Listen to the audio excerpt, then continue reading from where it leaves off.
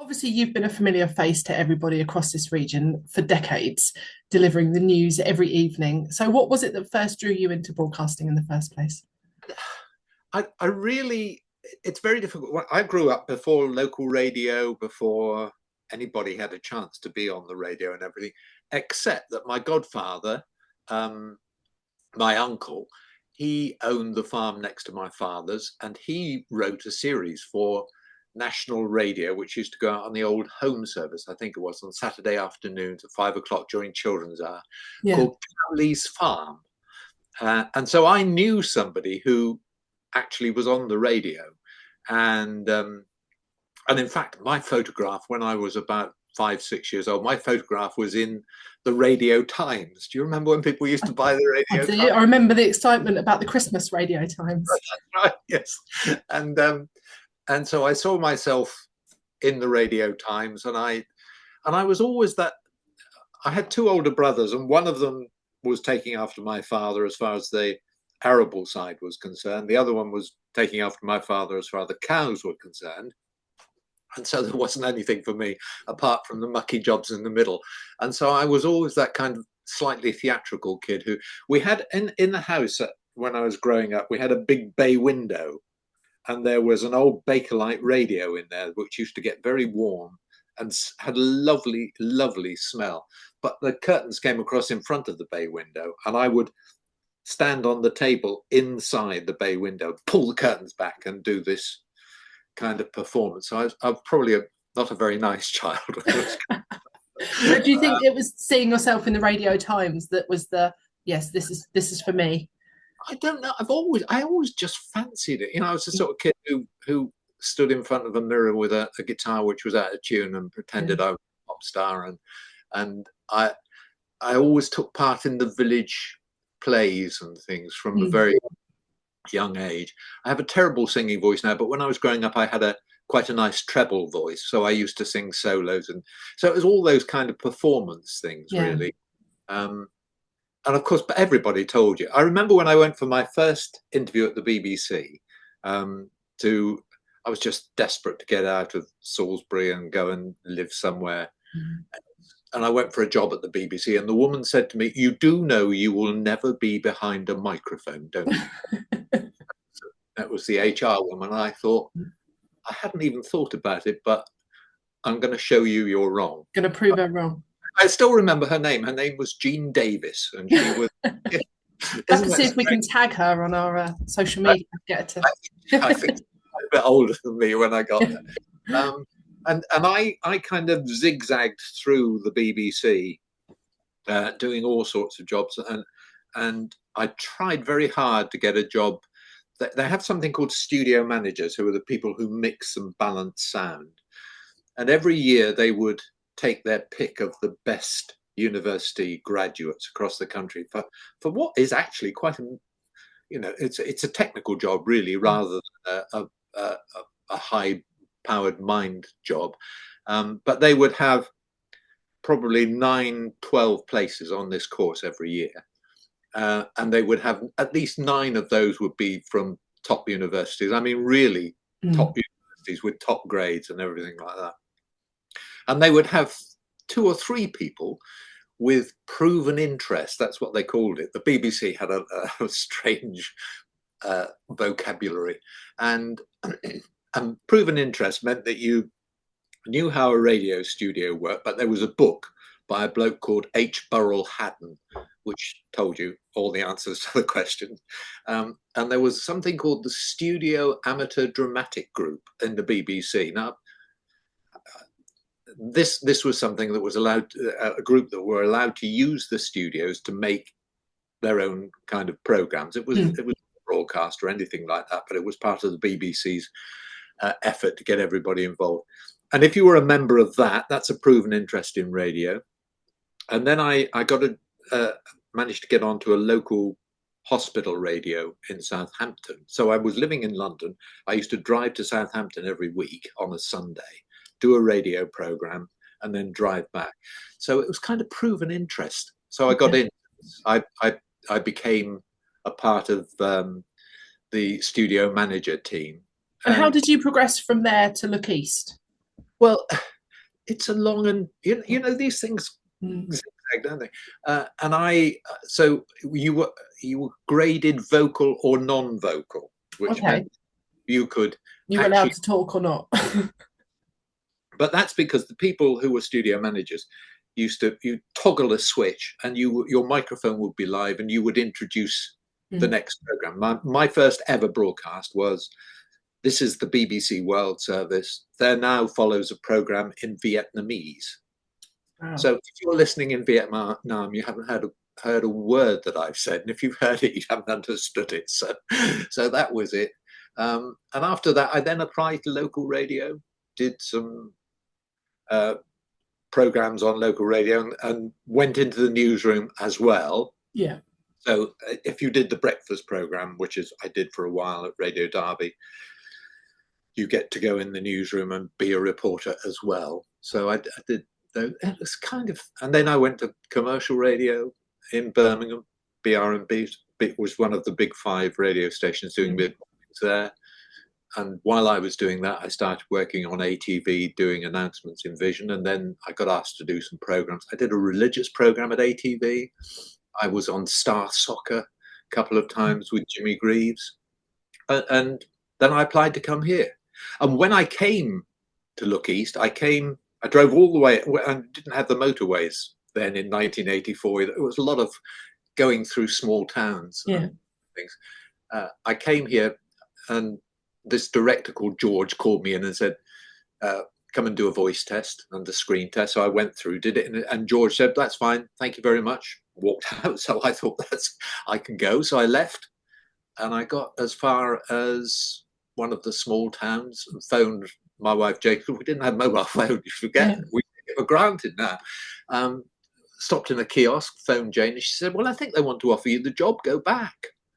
So I drove back to Norwich, and The the rest is news history. editor of the day called me up for his interview, and all he said was, Janet, my secretary, isn't sure about your eyes, but we'd like to offer you the job. So, Gift the eyes. so I was staying with my eyes open. They are quite small, but there they are. They're the only ones I've got. There's nothing I can do about. And so what kept you at Look East for all those years? How many years was it? 37 and a half. So that is a long time. So what Yeah. was it about presenting Look East that kept you there for all those years? I suppose slightly a lack of oomph. I don't suppose I tried hard enough to get away. Several people in the BBC told me I should be higher up the pecking order. But I did. First off, I made a couple of phone calls, but of course, when you're beginning, nobody takes you Mm. seriously. But a couple of managers came in when we had a kind of there was a kind of swinging door of managers for a while, and they sent somebody in to look after it. And he one day and said, you should be in London, but I didn't. I suppose it's also when you're looking at something like that, you're a bit nervous that somebody's going to be unkind and say, Mm. what on earth are you doing Yeah. here? That kind. But I enjoyed it. That's the other Yeah. thing. I mean, I Well, enjoyed it. It was a lovely job, and yeah, carry on. obviously you've covered some pretty serious stories over the years, which you talk about in your new book. Do you want to tell us a little bit about your new book and what readers can expect? Yeah, it covers everything from growing up on the farm in Wiltshire and how I got to Look East. But I suppose that you can divide it into those happy moments and those really sad moments, really. Mm. The happy moment. The book starts with me going to Hollywood to interview who I thought was the last of the Hollywood greats, James Stewart, Mm. alive.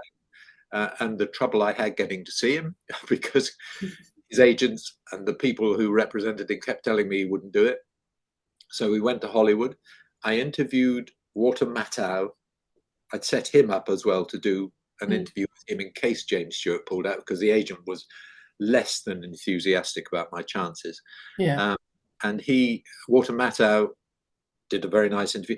He took me down into his basement to look for some photographs, and he had these filing cabinets all along the back wall of his garage, and on it said Wolfie for me, and that Wolfie for me is the one that I remember, but Mozart is magic or something like that on all the. And I was trying to think of conversation, because it's not easy to think of conversation with a Hollywood star, is it? Yeah. And I said, "Oh, you like Mozart?" He said, "Get in the car." And he had a Mercedes in the car. He said, "Get in the car. I've got the best stereo system in Hollywood." So I sat in his car, and he played Mozart 40 louder than I've ever heard music, apart from Elton John's one, his Louder Than Concorde tour. It was really, anyhow. So we went to see James Stewart. The night before, I phoned the agent when we were there, and he said, "Well, he won't see you. He's just turned down the very last Dick Cavett show." But we knocked on the door, and the agent said, "I don't believe it." We wandered in, and there was this very elderly man in a dark room at the back of the house, and he said, "Do you want to do it in the garden?" So we went outside, and while the camera was setting up, he took me through a hole in the hedge, and he said there used to be another house here, a Hollywood mansion. He bought it as soon as he had some money, and he'd knocked it down so that his wife could grow green beans. So it must have been the most expensive green beans anywhere in the world, if you think about it. But he did the interview. He was slower even than he had been when he was making his movies. But I asked him which was more important, the movies or the war, what he did in the war, which is why we got it. And that was the moment. There was a little tweak at the edge of his mouth which said, "That's why you're here." Yeah. What I did in the war was much more important than anything else I did. And he walked us out afterwards through where the cars would come in, so big double gate. And there was one of these tour buses, home of the stars, and they never see anything apart from real estate. But they saw James Stewart. They got a glimpse on that day. And they were all banging on. The driver was banging on his horn. People were hanging out of windows. And I said, "You get fed up with that?" And he said, "No, they paid for all of this." I mean, he was just fabulous. Was he your favourite interview that you've done? No, he one of my favourite people. Yeah. The interview was just a bit slow because he was an old man and he always spoke slowly, but he was lovely. It's hard to pick a favourite interview. There have been a couple that have won awards, so I like those. But you will know this. Some people that you meet or interview are exactly as you hope they're going to be. Some are just better. Yeah. And some are just awful. I remember there was a guy called Terry Lloyd who used to do a television series called Terry and June. Yeah. And I was the RMB then. And he came in, sat down in the studio, did not say a word. I said, "Hello, hi, thank you for coming." Played a record, came out, introduced him, and he came alive. So you have this moment where you think this is going to be dreadful. Yeah, this is going to be really hard. Going. So those were anyhow, that's the good end. The bad end is obviously, but I think they are highlights in my career as far as I'm concerned. Ipswich murders, which were terrible. Yeah, I actually worked in Ipswich at the time of the Ipswich murders. I lived in Colchester and commuted to Ipswich at that time. Yeah, awful. Awful. Yeah, really dark time, and yeah. And I remember, you get to see the underbelly of places at times like that. I went one day. I was looking to see people who worked in the sex industry. Yeah. I went into this one place, and the woman was very helpful, showed us around and everything. I met a young woman in there, must have been 18, 19. And she said that she couldn't find a job, and she had told her mum she was going to see friends every day, and she was working there, which I thought, oh my goodness, is that, you're 18, 19, and that's the start of your life. So that was sad. And the Soham one, of course, was just heartbreaking. The thing, lots of things. As I went every night to Soham, and as I was driving to Soham every night, I remember so it was a journey of about an hour. I would sit in my car and go through what I was going to say at the end of the program and try and find some words which I thought actually said how I felt and how I hoped that most people watching it feel. And I would say it over and over in my head, and then I would say it and try to think what the two sets of parents would thought if they watched it, and would they think I'd crossed a line or whatever. And a couple of times I think it became very, very personal. I think I did perhaps cross a line a couple of. I mean, I remember after the memorial service in Peterborough Cathedral, I actually went on air, and I hadn't cleared this with anybody above me, so you will know that this is not the sort of thing that you should do. But I said, Look East will not be back in Soham until the person responsible for this has been found.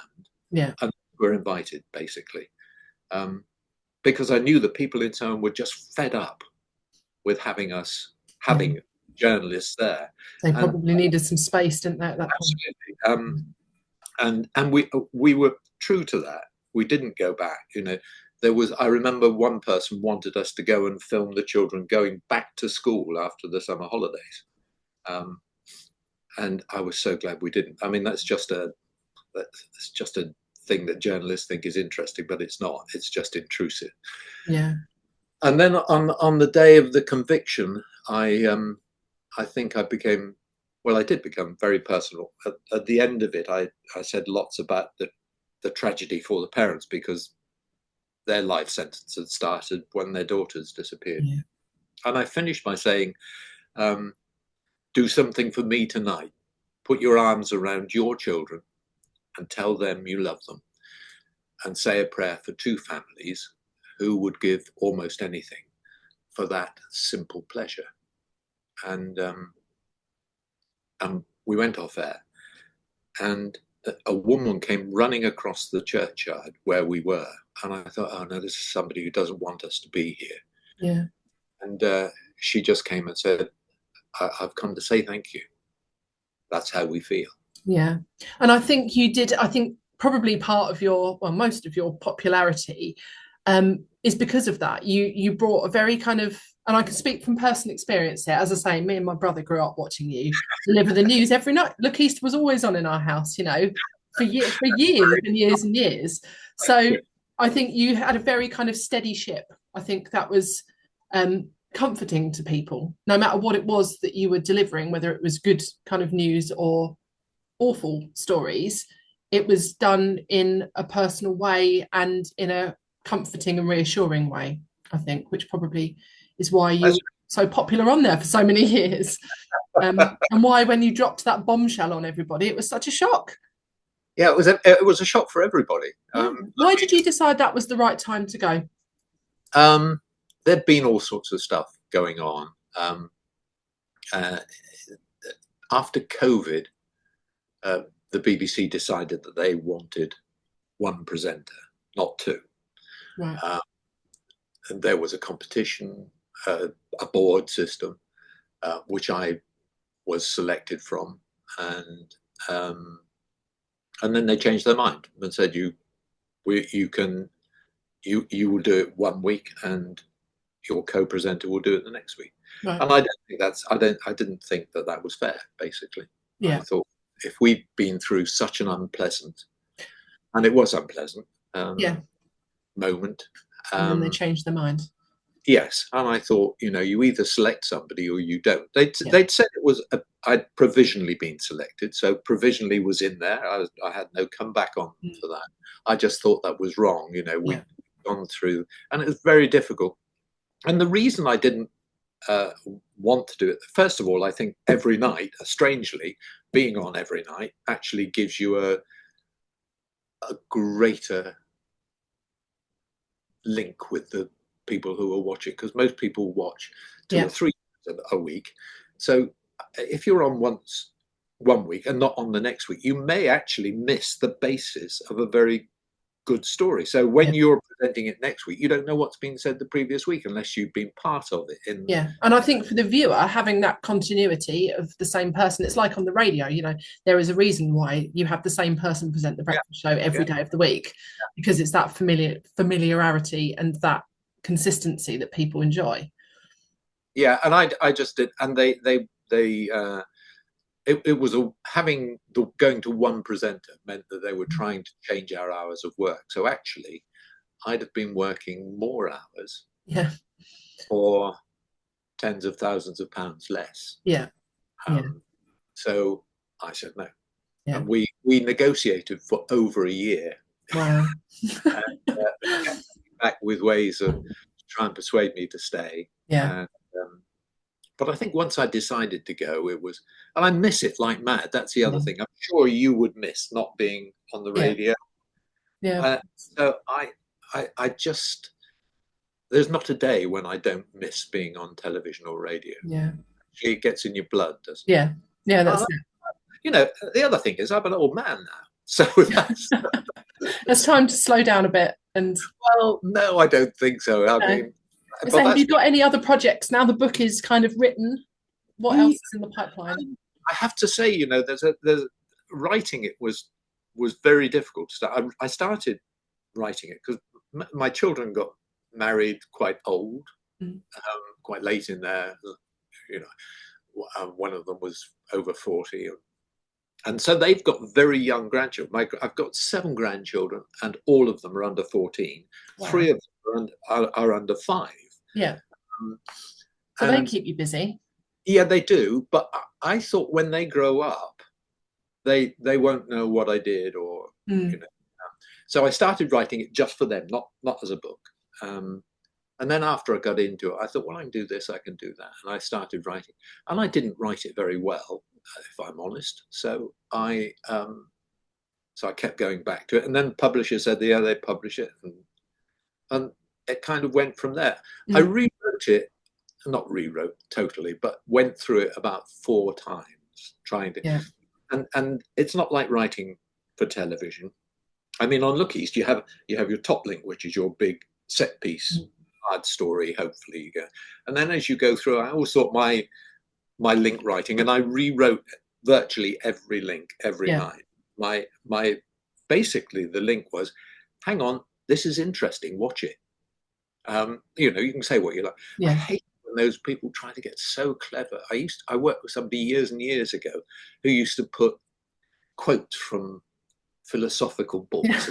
And I thought, what on earth are you doing? Yeah. That's not going to make it all. And the reason I thought that that person was doing it was because they thought it made them look clever. And actually, Yeah. that's not part of it.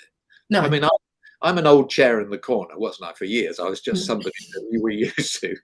People come and sit on you, and that's it. I'm just saying, come on, this is interesting. Mm. Try to watch this. Even if I didn't always think that that was the case, Yeah. but I hated those supposedly funny things at the end of the program, the ones that came Yeah. after The the one kind of last story. I The yeah. hated them. So I had to pretend to love them. So I hope I was honest and myself every time I was on television. You definitely But came across that way. So yeah. good, yeah. Well, Yeah. that's nice. So And the the book. goodbye. Sorry. Go on. Did you want the goodbye? I mean, the goodbye was just I would no. love the goodbye. My wife knew. My acting news head of news knew. Yeah. Somebody from head office knew, and the person who produced the politics program, which I was also involved in, Mm. I told her 2 days before. Yeah. No, nobody else knew. My children didn't know. My best friend didn't know. Wow. I phoned an old news editor to tell her, and it went to answer machine, so she was in a meeting. So I said, "Oh, Nikki, don't worry, it's only Stuart. Nothing important. I'll call you later." So that was what I said. So then they gave me 45 seconds at the end of the program, and that had to be approved. That went right up. Yeah. Okay. And so the producer was very tight on that night, and he kept asking the output editor if he could have that 45 seconds. And the output editor kept saying, No. it's a corporate thing for the BBC. And eventually the producer phoned him several times during the course of the program saying, I'm so tight, I'm going to have this 45 seconds. And the output editor told the producer about 5 minutes before I did it, but he Yeah. was not to tell anybody else. Yeah. I did it, I had everything. Everything had been cleared out of the building. I walked out of the studio. I said that I would leave my earpiece and my microphone on reception downstairs.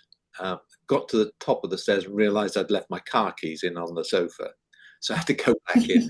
Alex Dunlop was standing there, still looking dumbfounded. Yeah. And so I apologized to her. I just whispered sorry, walked out. And as I went down the stairs, there was still nothing apart from the sound of the music going out, the closing theme music. And then I heard the director say, "Did anybody know that was going to happen?" Yeah. And then all hell broke loose. I unplugged my earpiece, left the microphone and earpiece on reception, and I think I was probably out of the car park before the next program had started on BBC. Wow. Well, I mean, that was the way to do it. You know, yeah. if you're going to go after all those years, you did it in style. Well, the thing was, what I didn't want was if everybody knew, people would have been tapping me on the shoulder, saying, "Oh, hope it goes well tonight. Sure, you're all right." I didn't want that. No, you just wanted to be able to go. I wanted to go. My wife had told my children at about 6:45. Yeah. And my best friend still didn't know.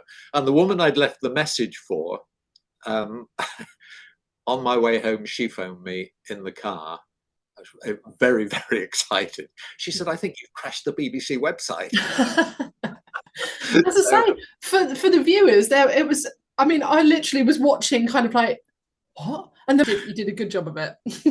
Oh, it wasn't easy, and somebody played it back to me the other day. Yeah, I watched it on YouTube actually before I came on the interview. Did you? Yeah, I didn't realise I was getting quite croaky towards the end of it. Yeah, I think you did well to get through it as well as you did. Yeah. I didn't realise I thought I'd got through it without sounding croaky, but I think tiny bit, but you did well. So the book is now out. It's been out. They didn't print very many to start with, and they sold out very quickly. But I'm sure there's all sorts of things. You look for it online and everywhere, and they've got it, but they're not always quick with getting it out. So it's a couple of weeks or something. But I did something in a bookshop in Dis the other day, and they had plenty of copies, so it is around. Brilliant. Yeah. Well, thank you so much for joining me. It's been brilliant talking to you. Well, you've been very kind to me, so thank you. You're welcome.